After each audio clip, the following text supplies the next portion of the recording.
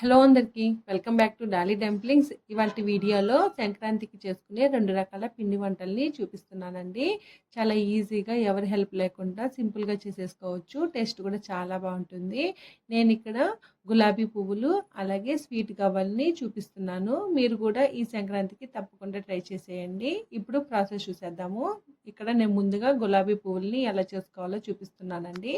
దీనికోసం ఒక మిక్సింగ్ బౌల్ని తీసుకొని ఇందులో 1 కప్పు మైదా అలాగే 1 కప్పు బియ్యం పిండిని తీసుకోవాలి. నేను ఇక్కడ పొడి బియ్యం పిండిని యూజ్ చేస్తున్నాను. అలాగే ఇందులో 1 పావు టేబుల్ స్పూన్ సాల్ట్, ఒక 3/4 కప్పు వరకు బెల్లం తురుముని వేసుకోవాలి. మీరు మైదాకి బదులు గోధుమ పిండితో కూడా ఈ గులాబీ పువ్వుల్ని చేసుకోవచ్చండి. ఇప్పుడు ఇందులో కొద్దిగా వాటర్ని యాడ్ చేసుకుంటూ ఈ బెల్లం మొత్తం ఈ పిండిలో కలిసేలాగా బాగా మిక్స్ చేసుకోవాలి. మీరు ఒకేసారి వాటర్ని యాడ్ చేయొద్దండి, పిండి లూజ్ అయిపోయే ఛాన్సెస్ ఉంటుంది. అలాగే పిండిలో మరీ ఎక్కువ వాటర్ని యాడ్ చేసేయొద్దండి. చూడండి, పిండి ఈ కన్సిస్టెన్సీలో ఉండాలి. ఇలా కలుపుకున్న తర్వాత ఒక 3 గంటల పాటు మూత పెట్టుకొని పక్కకు పెట్టేసుకోవాలి. ఇప్పుడు అలాగే మధ్యలో మూత తీసుకుంటూ పిండిని ఒక్కోసారి బాగా మిక్స్ చేసుకుంటూ మళ్ళీ మూత పెట్టుకొని పక్కకు పెట్టుకోవాలి. ఇప్పుడు స్టవ్ ఆన్ చేసుకొని కడాయిని పెట్టుకొని డీప్ ఫ్రైకి సరిపడా ఆయిల్ వేసుకోవాలి. ఒకవేళ మీరు గులాబీ గుత్తిని ఆయిల్లో ఈ గులాబీ గుత్తిని అలాగే పెట్టేసి బాగా వేడయ్యే వరకు ఉంచాలండి. మీరు ఒకవేళ గులాబీ గుత్తిని కొత్తగా యూజ్ చేస్తుంటే మాత్రం ఓవర్ నైట్ ఆయిల్లో డిప్ చేసి అలాగే వదిలేసి మరుసటి రోజు యూజ్ చేసుకుంటే ఈ గులాబీ పూలు అనేది పర్ఫెక్ట్గా వస్తాయి.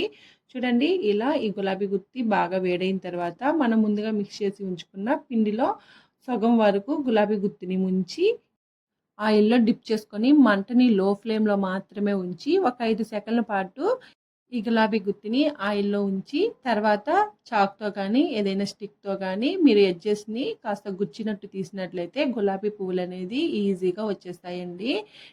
చూడండి, ఈ గులాబీ పూలు అనేది వెంటనే కలర్ చేంజ్ అయిపోయే ఛాన్సెస్ ఉంటుంది. మనం ఇక్కడ బెల్లం యూజ్ చేసాం కాబట్టి ఈ విధంగా కలర్ చేంజ్ అయిన తర్వాత పక్క తీసుకోవాలి. అదేవిధంగా మనం గులాబీ పువ్వులు వేసుకునే ప్రతిసారి పిండిని ఒకసారి బాగా మిక్స్ చేసుకుంటూ మళ్ళీ గులాబీ గుత్తిని పిండిలో డిప్ చేసుకుంటూ మంటని లో టు మీడియం ఫ్లేమ్లో అడ్జస్ట్ చేసుకుంటూ గులాబీ పువ్వుల్ని వేసుకోవాలండి. చూడండి, ఎడ్జెస్ అనేది నేను ఇక్కడ వీడియో క్లిప్లో చూపించే విధంగా కాస్త నొక్కినట్టు తీసినట్టయితేను గులాబీ పూలు అనేది గుత్తి నుంచి ఈజీగా వచ్చేస్తాయి. ఇలా కాస్త ఫస్ట్ టైం చేస్తే ఇబ్బందిగా అనిపిస్తుంది, చేసే కొద్దీ ఈజీగా గులాబీ పూలు అనేది వచ్చేస్తాయండి. అంతేనండి, మిగిలిన పిండితో కూడా గులాబీ పువ్వుల్ని వేసేసుకోవడమే. చూడండి, నాకు ఇక్కడ ఎంత క్రిస్పీగా వచ్చాయో కదా, చూసారు కదా గులాబీ పూలని ఎలా చేసుకోవాలో. నేను తీసుకున్న పిండి క్వాంటిటీకి నాకు ఇక్కడ 40 గులాబీ పూలు వచ్చాయండి. ఇప్పుడు నెక్స్ట్ రెసిపీ చూసేద్దాము. స్వీట్ గవ్వల్ని ఎలా చేసుకోవాలో ప్రాసెస్ చూసేద్దాము. దీనికోసం ముందుగా ఒక మిక్సింగ్ ప్లేట్ని కానీ బౌల్ని కానీ తీసుకోవాలి. ఇందులో 1 కప్పు మైదా 1 కప్పు గోధుమ పిండిని వేసుకోవాలి. నేను ఇక్కడ మైదా గోధుమ పిండిని రెండింటిని యూజ్ చేస్తున్నానండి. మీరు మైదా కానీ లేదా గోధుమ పిండితో కానీ చేసుకోవచ్చు. ఇప్పుడు ఇందులోనే 1 పావు కప్పు వరకు బొంబాయి రవ్వను తీసుకోవాలి. ఉప్మా రవ్వ అంటారు కదండి, అదే తీసుకోవాలి. ఇందులోనే 2 టేబుల్ స్పూన్ల వరకు మిల్క్ పౌడర్ని యాడ్ చేసుకోవాలి. మిల్క్ పౌడర్కి బదులు మీరు 2 టేబుల్ స్పూన్లు పౌడర్ షుగర్ని కూడా యూజ్ చేయొచ్చు. అలాగే ఇందులో పావు టేబుల్ స్పూన్ వరకు వంట సోడాని వేసుకోవాలి. ఇదంతా ఒకసారి బాగా మిక్స్ చేసుకున్న తర్వాత 1 టేబుల్ స్పూను నెయ్యిని వేసుకోవాలి. ఈ నెయ్యికి బదులు మీరు డాల్డాని కూడా యూజ్ చేయొచ్చండి. ఆయిల్ని మాత్రం అస్సలకి యూజ్ చేయకూడదు.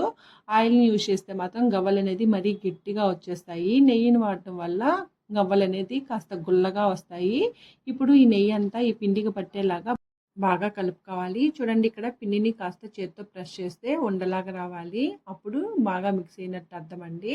ఇప్పుడు ఈ పిండిలో కొద్దిగా వాటర్ని యాడ్ చేసుకుంటూ సెమీ సాఫ్ట్గా కలుపుకోవాలి. మీరు సాఫ్ట్గా కలిపేశారంటే మాత్రం గవ్వలు అనేది షేప్ అవుట్ అయిపోతాయి.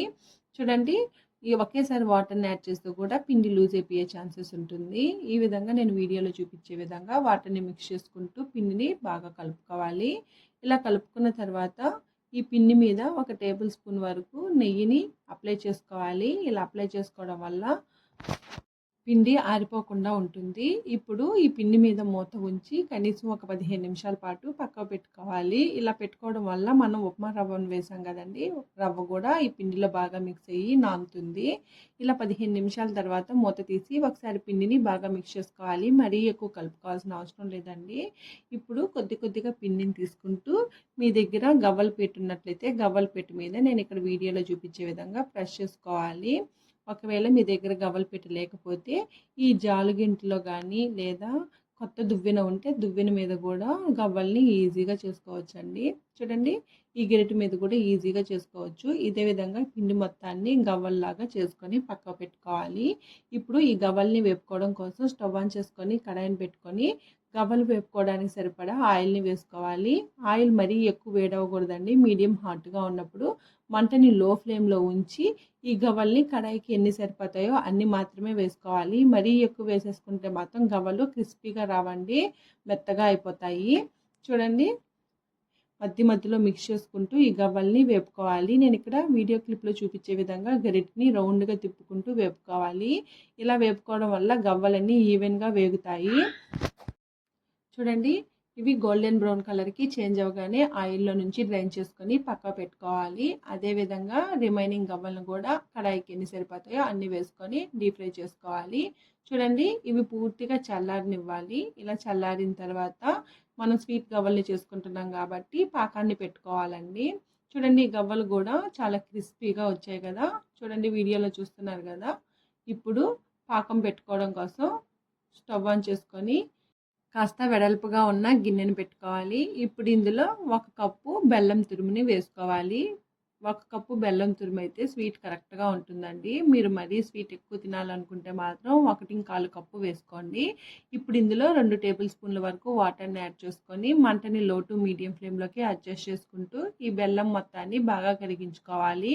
ఒకవేళ మీరు తీసుకున్న బెల్లంలో ఏదైనా డస్ట్ పార్టికల్స్ ఉంటే మాత్రం మరికొన్ని వాటర్ని యాడ్ చేసుకొని బెల్లాన్ని ఫిల్టర్ చేసి తీసుకోండి. నేను తీసుకున్న బెల్లం బాగుందండి, నేను అందుకనే ఫిల్టర్ ఏమీ చేయలేదు.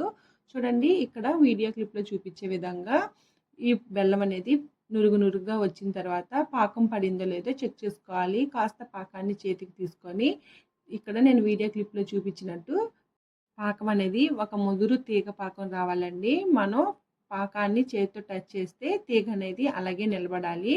అలా వచ్చే వరకు పాకాన్ని మరిగించుకోవాలి. ఇలా వచ్చిన తర్వాత ఇందులో 1 టేబుల్ స్పూను ఇలాచీ పౌడర్, అలాగే 1 టేబుల్ స్పూను నెయ్యిని వేసుకొని ఒకసారి బాగా మిక్స్ చేసుకొని మనం ముందుగా వేపి ఉంచుకున్న గవ్వల్ని ఈ బెల్లంలో వేసుకొని మంటని లో ఫ్లేమ్లో ఉంచి ఒక 2 నిమిషాల పాటు బాగా మిక్స్ చేసుకుంటూ కలుపుకోవాలి. చూడండి, ఈ విధంగా కలుపుకున్న తర్వాత స్టవ్ ఆఫ్ చేసేసి ఒక 2-3 నిమిషాల పాటు అలాగే వదిలేయాలి. ఒక 2-3 నిమిషాల తర్వాత ఈ గవ్వలు వేరే ప్లేట్లోకి నేను ఇక్కడ వీడియోలో చూపించే విధంగా సపరేట్ చేసుకోవాలి. ఇలాగే ఉంచేస్తే ఒకవేళ ఒకదానికొకటి అంటుకుపోయే ఛాన్సెస్ ఉంటాయని నేను సపరేట్ చేస్తున్నానండి. మీరు అలాగే ఉంచేసినా కానీ ఏం కాదు. ఇవి పూర్తిగా చల్లారిన తర్వాత ఏదైనా 8 డబ్బాలో స్టోర్ చేసుకుంటే ఒక 10 డేస్ వరకు ఫ్రెష్గా ఉంటాయి. ఇవి చాలా క్రిస్పీగా టేస్టీగా వచ్చాయండి. మీరు కూడా తప్పకుండా ట్రై చేసేయండి. అలాగే నాకు కొద్దిగా పాకం మిగిలితే అందులో నేను తినే శనగపప్పుని వేసానండి. అదే పుట్నాల పప్పు ఉంటారు కదా, వేసి ఈ విధంగా అచ్చుల్ని చేశాను. ఈ స్వీట్ గవ్వలు మనం బయట బేకరీలో తెచ్చుకుంటాం కదా, అదే టేస్ట్తో అంతే క్రంచీగా వచ్చాయండి. ఈ వీడియో మీకు నచ్చితే లైక్ చేయండి, షేర్ చేయండి, కామెంట్ చేయండి. మరిన్ని రెసిపీస్ కోసం ఛానల్ని సబ్స్క్రైబ్